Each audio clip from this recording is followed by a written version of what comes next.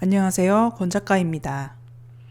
요새 뉴스를 보면 MZ세대라는 단어가 많이 보입니다. 저도 MZ세대에 간신히 속하던데요. 80년대 초반 출생자로서 밀레니엄 세대로 분류되더라고요. 저는 M세대와 G세대가 같이 묶이는 것이 조금 이해가 안 되는 사람입니다. 왜냐하면 실생활에서 세대 차이가 느껴지거든요. M세대의 경우 그 전 세대인 X세대와 어느 정도는 호환이 되는데 Z세대는 전혀 안 되는 느낌이 있어요.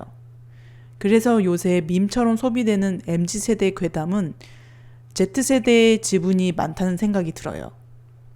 그만큼 현재 10대에서 30대 초반의 젊은이들은 감성적인 코드가 전 세대와 다르고 확실히 더 개인주의적인 가치관의 소유자가 많아진 것 같습니다.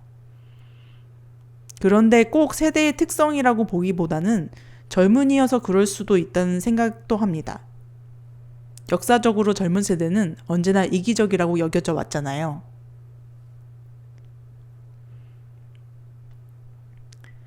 소위 MZ세대에 대한 분석 중 가장 유명한 것이 명품 소비와 오마카세 같은 미식 체험 등을 통한 과시적 소비 선호입니다. 계속 이름을 바꾸고 있지만 소소하지만 확실한 행복, 욜로의 상위 버전이라고 봅니다. 기성세대처럼 젊은 시절 성실하게 돈을 모아 중년 이후에 안정적인 삶을 도모하는 인생 플랜에 반대되는 라이프 스타일입니다. 저성장 시대에 어차피 인생 역전을 꿈꿀 만한 환경이 아니니 현재를 즐기며 살겠다는 삶의 태도인데 많은 사람들이 공감을 하고 있습니다. 명품 제품 하나쯤 소유하고 미식과 호캉스를 요새 20, 30대는 캐주얼하게 소비한다고 합니다. 작가들도 예외는 아니더라고요. 전시 설치하러 갔는데 옆자리에 20대 작가가 구찌 미니백을 메고 일하는 것을 보고 내심 충격받은 기억이 있습니다. 그런 저는 어떻냐고요?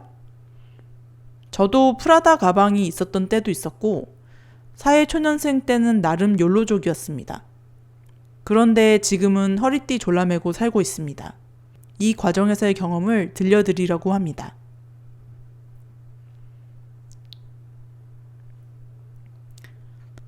저는 29살에 처음 월급다운 월급을 받아보았는데요.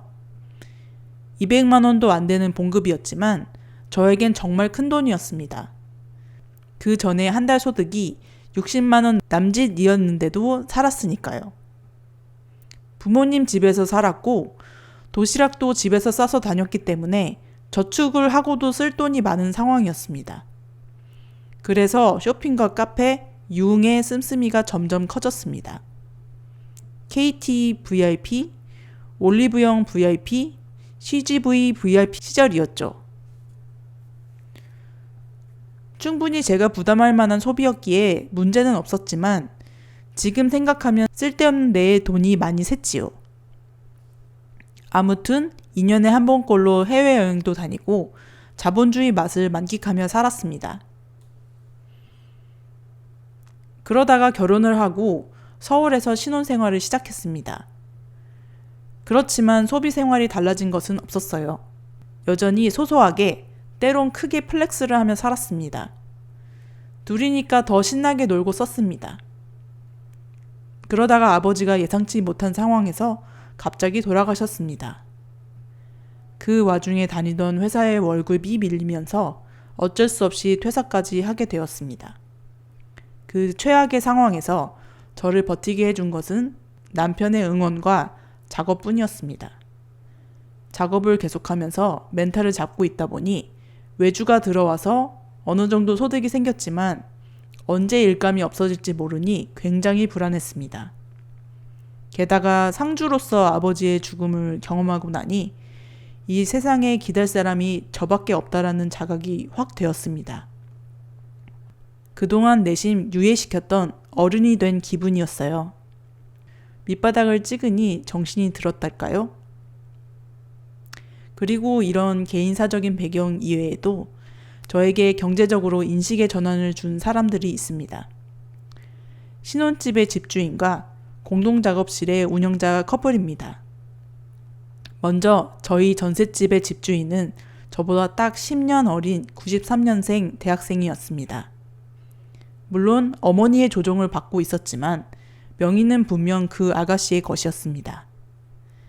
20대에 저희의 전세금을 지렛대 삼아 갭 투자를 한 것이었습니다. 계약할 때 조금 충격을 받았지만 그냥 나와 다른 금수저겠거니 하고 넘겼습니다. 그러다가 본격적으로 프리랜서 활동을 시작하고 작업도 재개하며 구했던 공동작업실에서 운영자 커플을 만나게 됩니다. 남자분이 저랑 동갑이었는데 그 공간을 아주 알차게 운영하고 계셨습니다. 본인들도 작업을 하기에 절반은 주인 자리를 포함한 작가들에게 책상 자리를 마련해 월세를 받는 공간으로 꾸미고 나머지 절반은 파티룸으로 대여하여 수수료를 받고 있었습니다. 두 분 다 미술 전공자답게 공간도 예쁘게 잘 꾸몄기에 파티룸도 인기가 좋았고 작가 작업 공간도 만석이었습니다. 저는 그 공간을 쓰면서 엄청 자극이 되었습니다. 부동산에 대한 관심이 전혀 없었는데 제 또래의 작가는 이렇게 공간을 이용해 사업화했잖아요. 그때부터 부동산, 주식, 경제 공부를 시작했습니다. 게다가 그 당시 저는 어느덧 30대 후반이었기에 40대를 앞두고 조바심이 났습니다.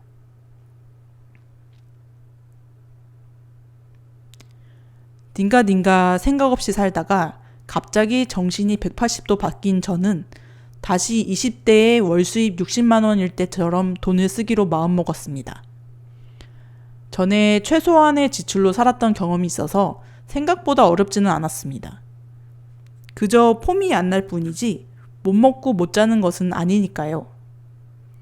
옷, 화장품, 문화생활, 술에 관한 지출을 거의 없앴고 일주일에 한 번 하는 외식의 예산은 2인 기준 식사와 디저트까지 5만 원으로 정했습니다. 그렇게 살면서 집을 구매하기 위해 호시탐탐 임장도 다니며 기회를 엿봤습니다. 그러다가 파주에 첫 집을 마련하게 되었습니다. 서울에 비해 같은 값이면 파주에서는 훨씬 좋은 공간을 구할 수 있었습니다. 제가 회사에 매이지 않은 프리랜서이고 남편이 전업주부이기에 가능한 일이었습니다.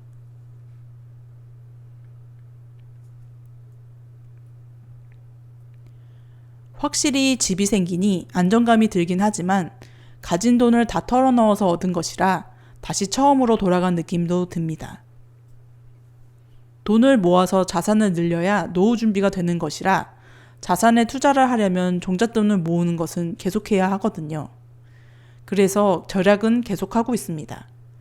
그리고 프리랜서는 다달이 적금을 들기가 어렵기 때문에 목돈이 생기면 일단 저축을 하는 식으로 돈을 묶어두는 것이 팁이라면 팁입니다.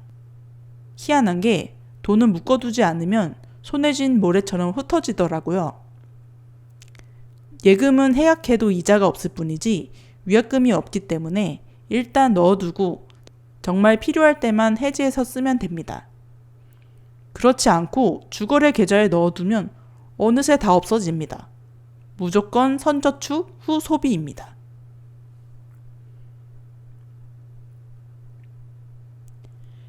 이렇게 허리띠 졸라매고 살면 스트레스 안 받는지 궁금하시죠? 놀랍게도 그다지 부족함이 없어요. 그리고 딱히 누가 부럽지도 않습니다. 물론 가끔 지름신이 오긴 합니다.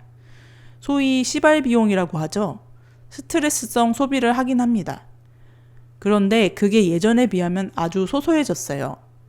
절약하는 충분한 당위성을 저 자신이 납득하고 그걸 지키는 것이 즐겁기 때문이에요.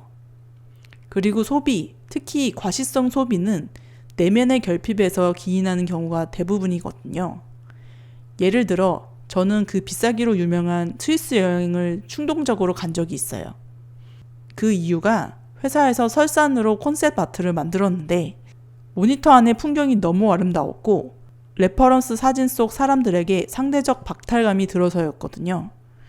그래서 평온한 마음을 지니면 소비를 거의 안 해도 만족스러운 삶을 사는 것이죠. 반대 개념으로 정당한 소비가 있습니다. 생산을 위한 소비는 반드시 해야 하는 투자의 개념이지요. 작가들의 경우 작품 제작비가 여기에 속할 텐데 전 그 어떤 명품 소비보다 더 만족감을 준다고 생각해요. 덧붙여 소비로 인해 세상을 배우고 느끼는 것이니 쓸데없어 보이는 소비도 아주 의미가 없는 것은 아니죠.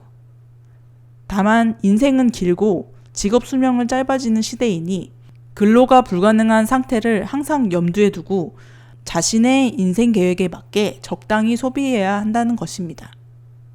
그리고 그 상황을 무난하게 헤쳐나가기 위해 절약하여 자산을 구매하고 투자하는 것이고요. 이상 개미와 배짱이를 오가며 갈팡질팡하다가 전략적 개미가 된 사람의 의견이었습니다. 오늘도 들어주셔서 감사합니다. 그럼 우리 다음 영상에서 또 봐요.